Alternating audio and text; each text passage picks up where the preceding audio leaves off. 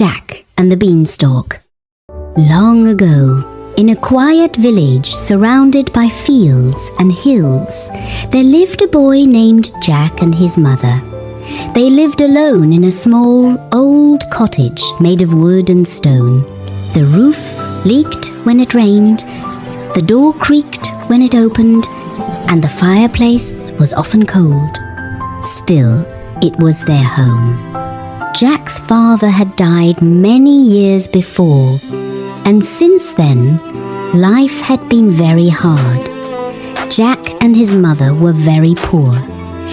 Their only valuable possession was one old cow named Milky White. Milky White was thin and slow, with pale spots on her coat. She was not strong, but she was gentle and obedient. Every morning, Milky White gave milk. Jack's mother would take the milk to the market and sell it. The money was just enough to buy bread, a little cheese, and sometimes vegetables. Because of Milky White, they never went completely hungry. Jack cared deeply for the cow. Every day he brushed her coat and spoke to her softly. Good morning, Milky White. You're the best cow in the world. Milky White would blink her eyes and follow Jack calmly into the field. One morning, Jack's mother went outside as usual to milk Milky White. Jack stayed inside, setting 2 wooden bowls on the table. He waited. Minutes passed. Then more time passed. When his mother finally returned, her steps were slow. The milk bucket in her hand was empty. Jack looked up in surprise. Mother! Where is the milk? She sat down heavily and placed the bucket on the floor. Jack, Milky White gave no milk today. Jack stared at the empty bucket. He wanted to believe it was only a bad morning, that the cow was tired and would recover. Milky White had been giving less milk every day, and now there was none. They both looked toward the cupboard. Inside, there was only a small piece of bread left. The cottage felt colder than usual. After a long silence, Jack's mother stood up. Her face was calm, but her voice was firm. Jack, you must take Milky White to the market tomorrow and sell her. She is the only thing we have left. Selling Milky White is our only way to get money and survive. Although Jack felt deeply sad, he knew the truth in his heart. That night, he lay awake in bed, listening to the quiet sounds of Milky White moving outside the cottage. The next morning, Jack woke up early. The sky was still pale and the village was quiet. Jack went outside and stood beside Milky White. He gently placed his hand on her neck. Jack took a rope and led her onto the road toward the market. Halfway to the market, Jack met a strange old man standing by the roadside. The man looked closely at Milky White and smiled. Good morning. Are you taking that cow to the market? Yes. I'm selling her. The old man reached into his pocket and opened his hand. Inside were 5 small beans. Would you trade your cow for these? They are magic beans. Jack frowned. They're just beans. They are worth more than money. Jack hesitated. He was still very young and full of curiosity, and the old man's words seemed almost magical. In the end, Jack agreed. He nodded. All right, I'll trade. The old man took the cow and walked away. Jack stood there, holding the beans in his hand. Jack hurried back home, his steps light and quick. He felt excited and proud. certain that his mother would be pleased. The beans felt warm in his hand, as if they were alive. When he entered the cottage, his mother looked up at him at once. Jack, why did you take so long? Where is the money from Milky White? Jack smiled and stepped closer. He told her about the old man on the road and how they had made a trade. Then he opened his hand and showed her the 5 beans. His mother stared at the beans. Then her face hardened with anger. Magic beans? You foolish boy! I told you to sell the cow! She grabbed the beans and threw them out the window.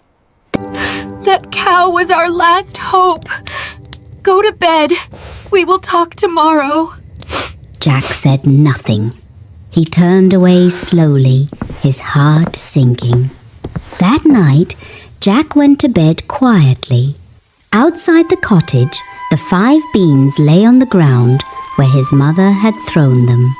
The moon shone softly over the garden. While everyone slept, something strange began to happen. The beans started to shake. A small green shoot pushed out of the soil. It grew quickly, faster than any plant ever should. The shoot became a thick stem. The stem climbed higher and higher, twisting upward into the sky. By morning, the beanstalk had grown taller than the cottage, taller than the trees, reaching up into the clouds. Jack woke early and went outside. When he saw the beanstalk, his mouth fell open. It was enormous. The leaves were wide and strong, and the stalk was thick enough to climb. It seemed to disappear into the sky above the clouds. Jack remembered the old man's words. Magic lasts. His heart began to race. The beans had been magic after all. He looked back at the cottage. His mother was still asleep. Jack stood at the foot of the beanstalk. He hesitated for a moment, then placed his hands on the stem. Slowly, carefully, Jack began to climb.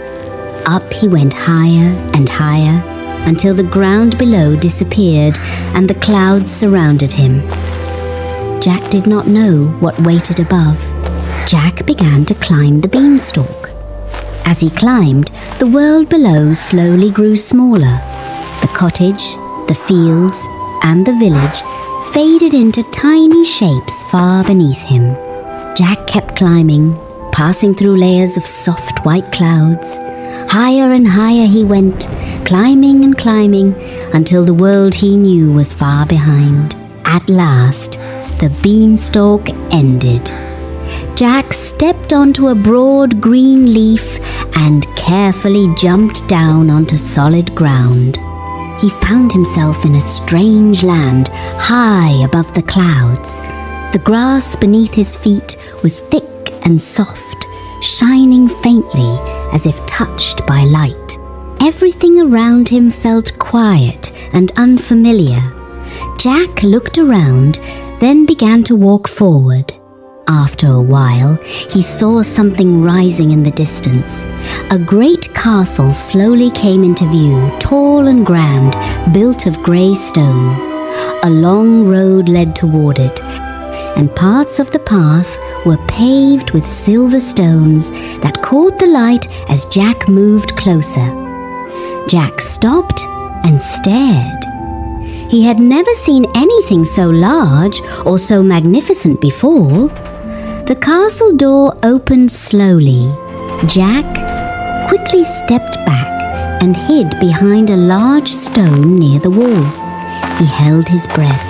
A giant woman came out. She was very tall, but her face looked kind and tired. She carried a basket in her hands and moved carefully. Jack watched her for a moment. Then, gathering his courage, he stepped out. Please, don't be angry. I am lost and very hungry.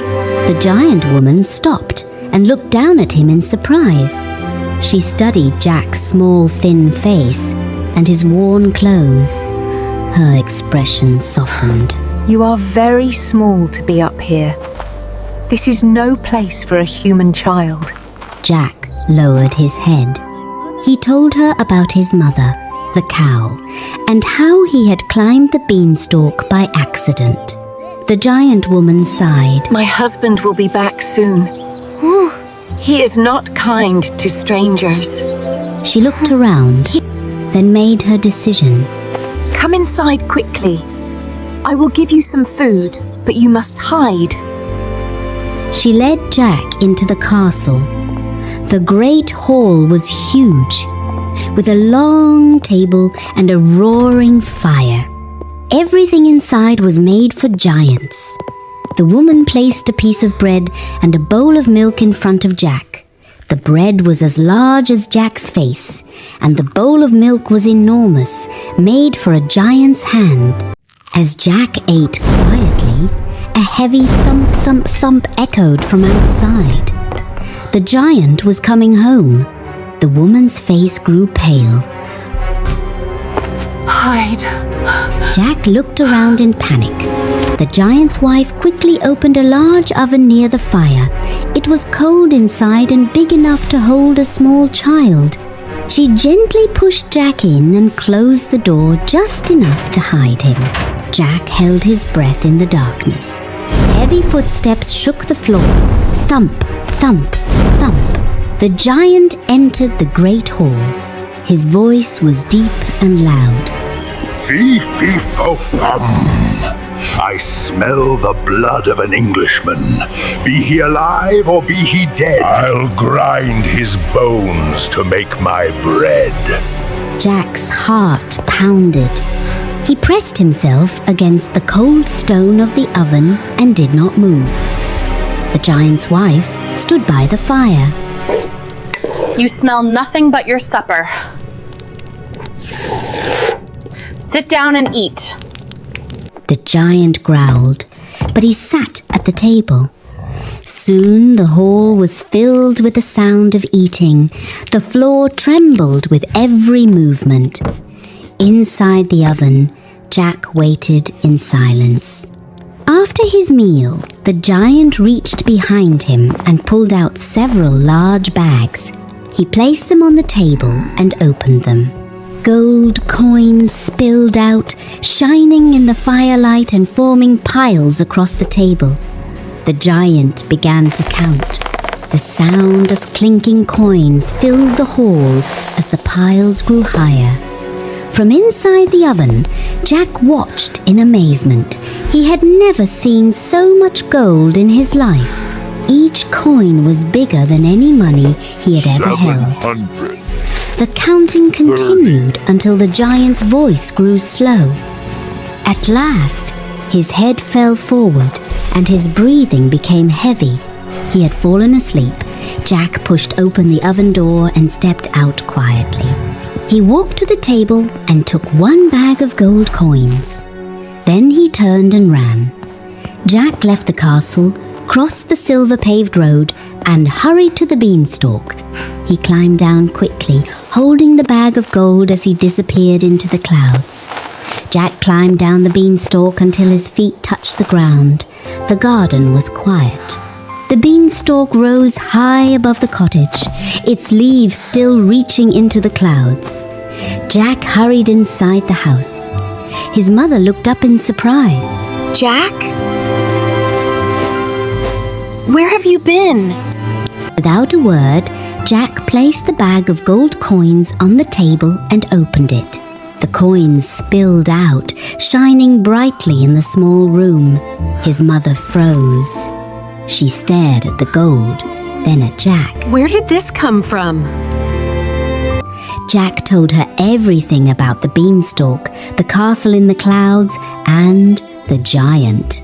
He explained how he had taken only one bag of gold and come straight home. His mother sat down slowly. For a long moment, she said nothing. At last, she spoke.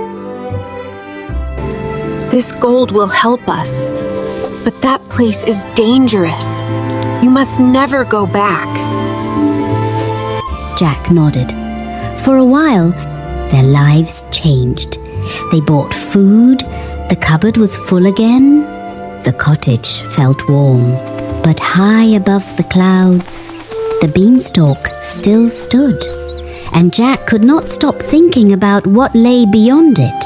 A few days later, curiosity began to pull at Jack again. One morning, while his mother was busy inside the cottage, Jack stepped outside and looked up at the beanstalk. After a moment, he began to climb.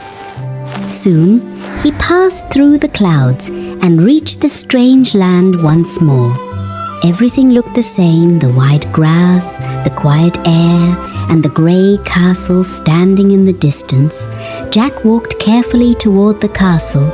Near the door, Jack met the giant's wife again. She recognized him at once and shook her head. You must not be here. This place is too dangerous. Go home. Jack spoke calmly. He told her that he only wished to look and would leave quickly.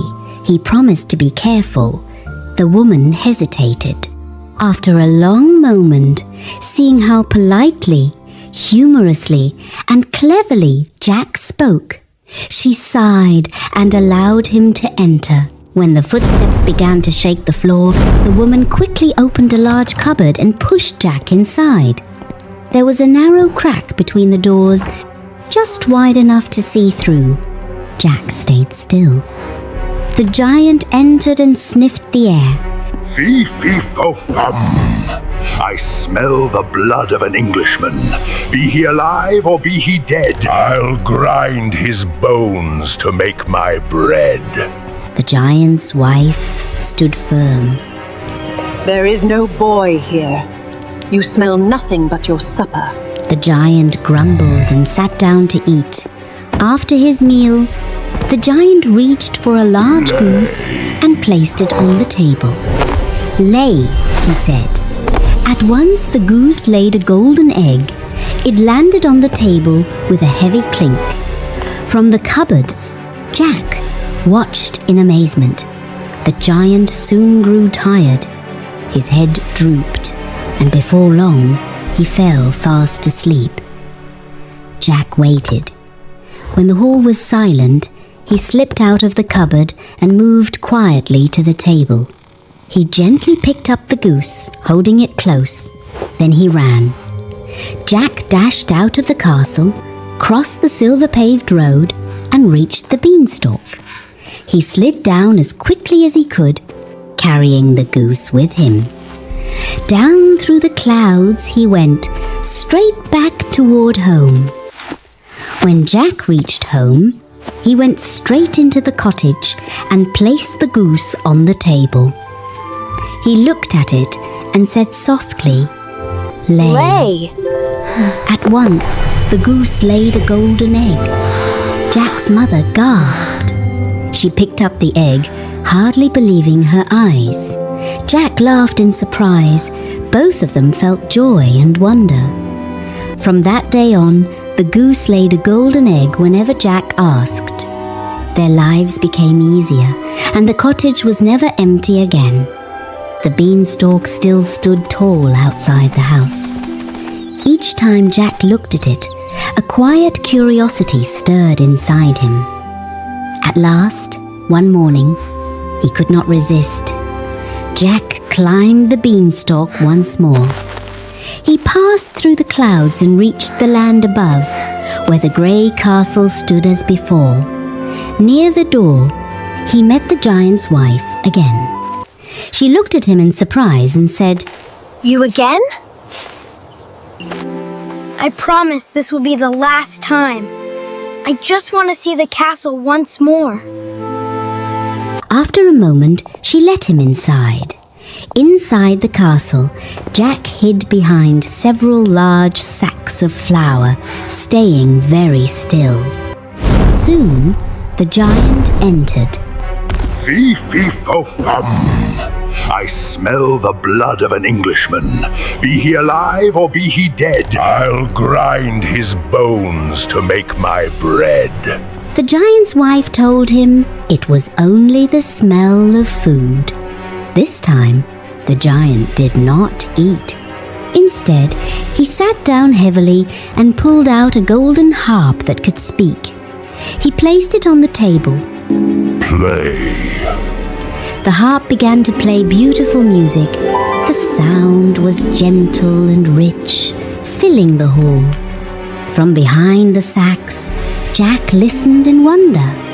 Before long, the giant grew sleepy.